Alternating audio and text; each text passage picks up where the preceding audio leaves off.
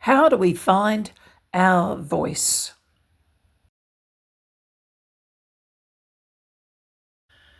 Do you feel, particularly as a woman, that your voice is not heard? Now, I know I'm an older white woman. I'm up near the top of the hierarchical scale, just below the old white men. And even I feel at times that my voice, I certainly have felt in the past, that my voice has been muted, squashed down, and so I just can't even imagine what it must feel like to be people of colour, particularly women of colour, people with disabilities, particularly women with disabilities, people who are perceived at so much less than the norm, where we feel like our voices are silenced. Many of us have felt that way, and yet we want to reclaim those voices. We want to be in touch with our vision, but we just don't know, well, how do I do it when everything around me is screaming at me saying, be quiet, sit down, be quiet, play small? Well, there are 5 things I've done, and I believe they might be helpful for you if you're going through this process. Maybe just something to remember as we all collectively, as women, raise our voices and say, we are not going to be silent any longer. And the first one is V. So I'm going to go through the letters of voice, VOICE. First one is voice. And voice stands for vision. I believe everybody on the planet has a vision. We are all unique. We've been gifted with unique and individual and original ways of looking at the world. That is never duplicated. There will be people who we find are like-minded, people whom we resonate, but no one sees the world through our eyes. No one has experienced life exactly the way we have, and no one has a vision quite like yours. So the first thing to remember is that you do have a vision. Maybe it's a bit blurry. Maybe you've been burying it. You've been shoving it into the back corner of your mind because you're thinking, I can never bring this to pass. Now's the time to take it out and dust it off, and to really start to grow it, feed it, develop it, think about it. I find meditation actually a really helpful way to get clear on my vision, because meditation allows me to stop, rest my whole body and my mind, and then allow my almost unconscious mind to project itself into the future and go, what would the world look like if I could achieve the vision that I want? And look, what I've discovered is that some of the things that I have envisaged have come to pass, because once they become a vision, we then actually make them a goal and we set out to achieve them. So first of all, develop your vision, revisit it, find it, take it out of wherever you've been hiding it, dust it off, maybe write it down, give it some legs, give it some feet, whatever metaphor you want to use. Find your vision. You know what it is. You may not be aware, straight away in your head. Give yourself some time. Find your vision. Grow your vision. Trust your vision, because that will be the catalyst for your voice emerging, because our voice comes out of what we see. Our voice comes out of what we want for the world, how we want to change the world, even if it's just a little bit. Those of us who've had a few years under our belt, hence the grey hair, we know that we may never be world changers, but we can be world shapers, one action at a time. So trust your vision, find your vision, grow your vision.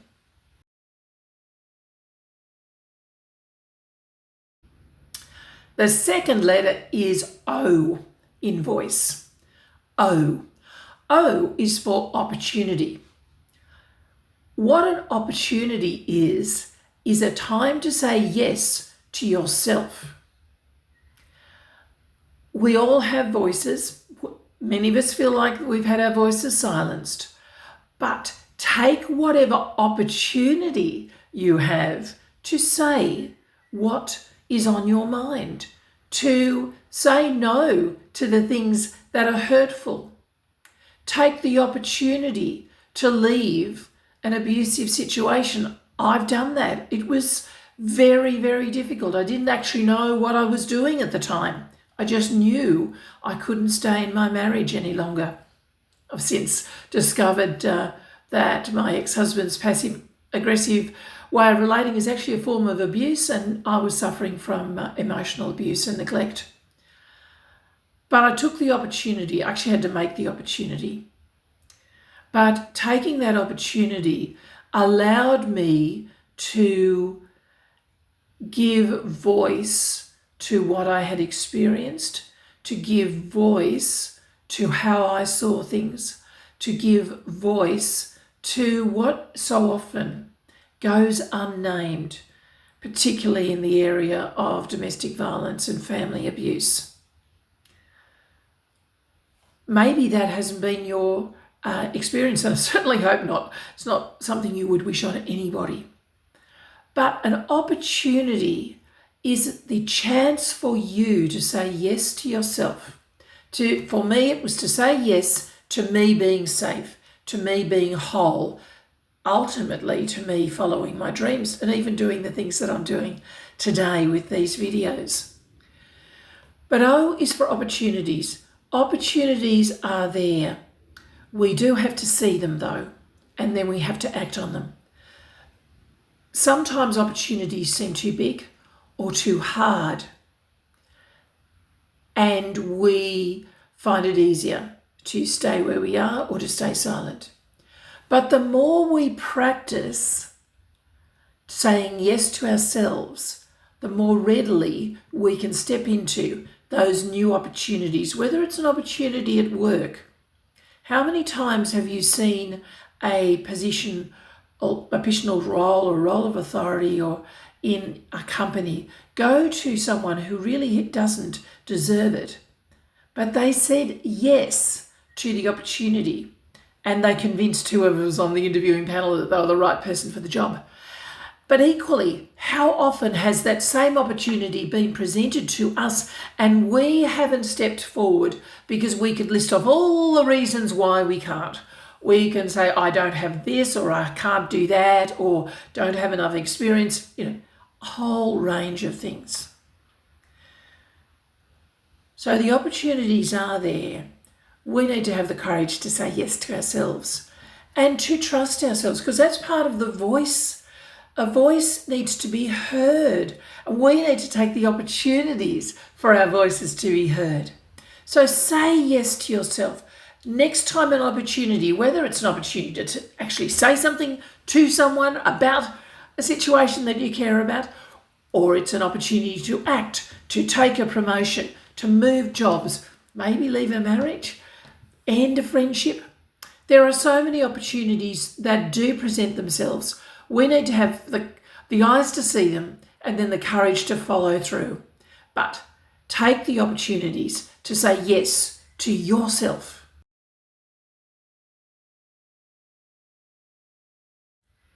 Voice. V-O-I. I is for insight. Insight comes from the reflections that we do on our lives and our experiences. When we look back, we connect the dots and we make sense of some of the patterns that we see in our lives. Some people are more naturally self-reflective than others, and I'm one of these people. I've been doing self-reflective practices now for well over 25 years, and now it's actually just an ingrained part of how I do life.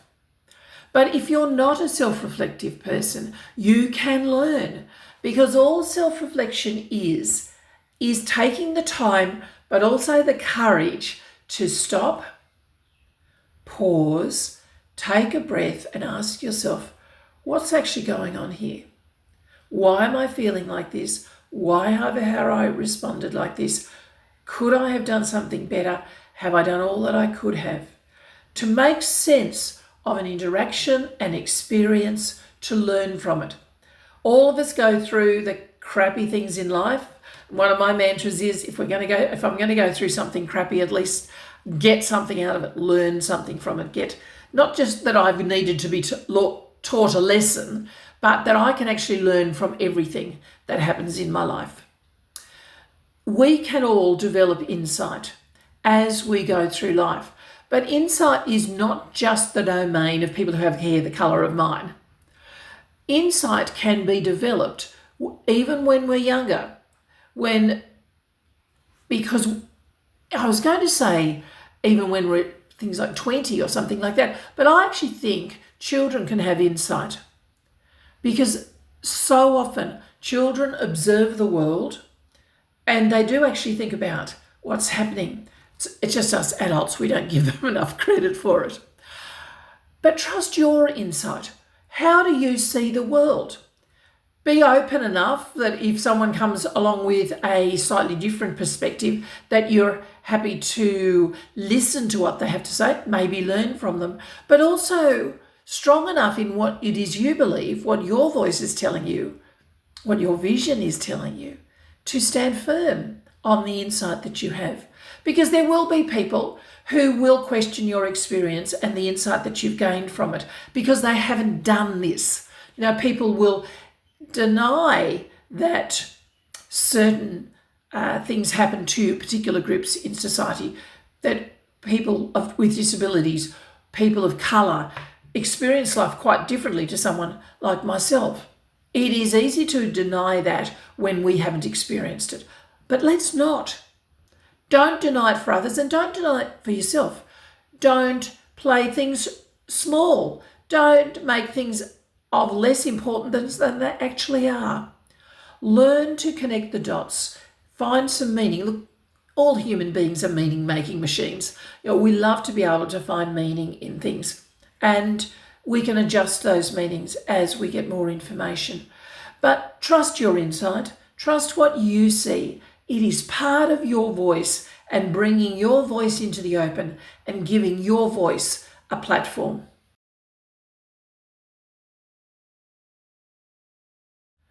The C in voice stands for courage. Now, courage doesn't have to be getting out into the battle and, fighting off the baddies, fighting off the enemies. It doesn't mean going to war. Courage can mean just taking the next step. Stepping into that opportunity that you may not have done so in the past. Taking that opportunity to say yes to yourself. Maybe it could be stepping in and advocating for someone else, using your voice to advocate. Courage, I believe, we know courage is not the absence of fear. And as the wonderful Brené Brown reminds us, courage comes from the sort of foundational word core, which means of the heart. So courage is actually of the heart.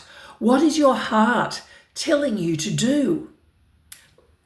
Shut out all the noises, the extraneous noises that are telling you, you can't, that's dangerous, whatever.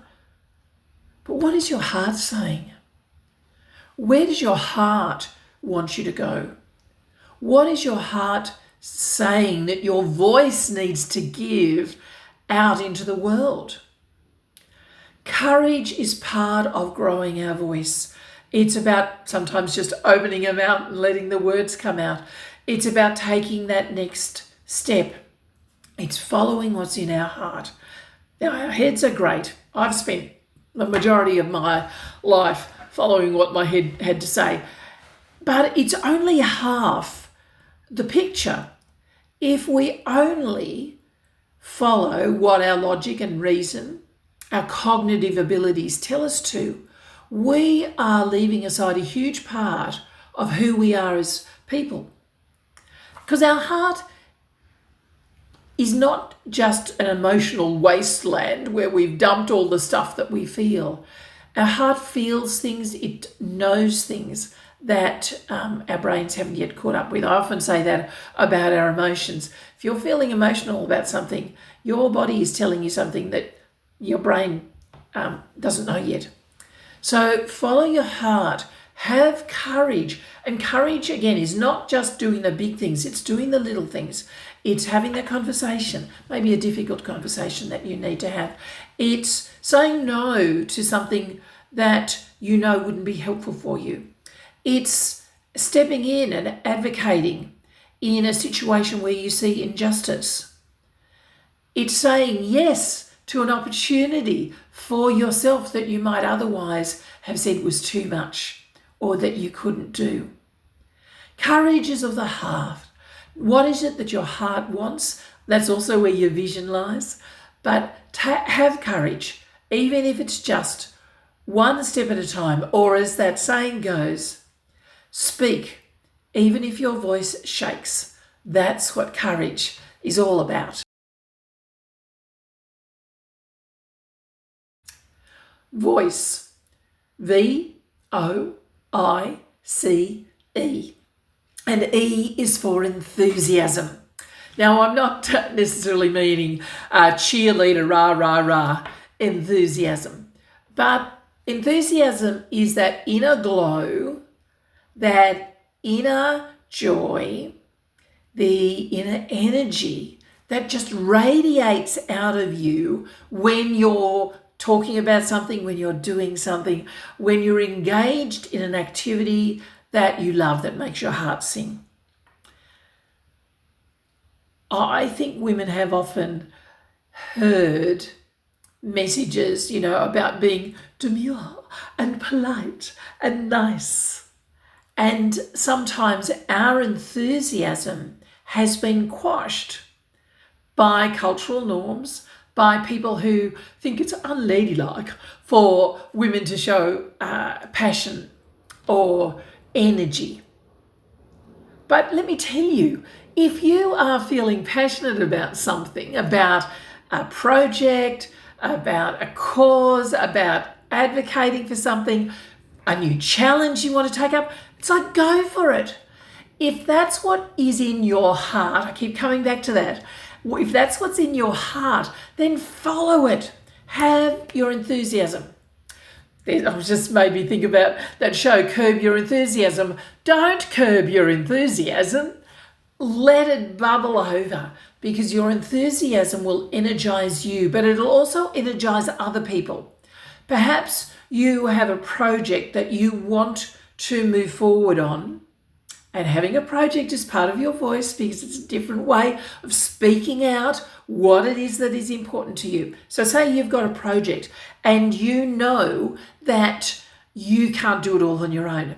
It is your enthusiasm that will engage others. Many years ago, when I was a Salvation Army officer, one of the men in the Salvation Army church that I was a pastor of was quite frustrated with some of the other people in the church. He was one of the people who was really involved in all the church activities, whether it's with the youth, reaching out into the community, being helpful, all of the things that the Salvos are so well known for. And he couldn't understand why there were so many people just sitting around on their bums. And I said to Glenn, all you can do is run and hope that those who are watching you run learn or think that, oh, look, running looks like fun. Maybe I'll do it too. See, that's what enthusiasm is about. It's about you doing the things, saying the things, working on the projects that bring you joy. And as people see you do that, your enthusiasm can rub off onto them. They get enthused to be able to join you or do something for themselves. So don't curb your enthusiasm, grow it, let it bubble up so that your enthusiasm not only energizes you, but also flows over onto others and energizes them as well. So if you think your voice feels as though it's being squashed, you're hearing those mantras that tell you to sit down, be quiet, and play small. Remember voice. V for vision. Honor your vision. Trust your vision. Grow your vision. O, opportunity. Say yes to yourself. I, insight. Trust your insight. Develop your insight. C, courage. Trust your heart. Do what's in your heart. And then E, follow through in everything with enthusiasm. Trust your voice. Have you enjoyed what you've heard today? Got something out of it? First of all, don't forget to hit the subscribe button and then book me for your next event. Just hit the QR code, send me an email, and I'll get right back to you. I'd love to be able to bring the knowledge, wisdom, and insight and my voice to your next event.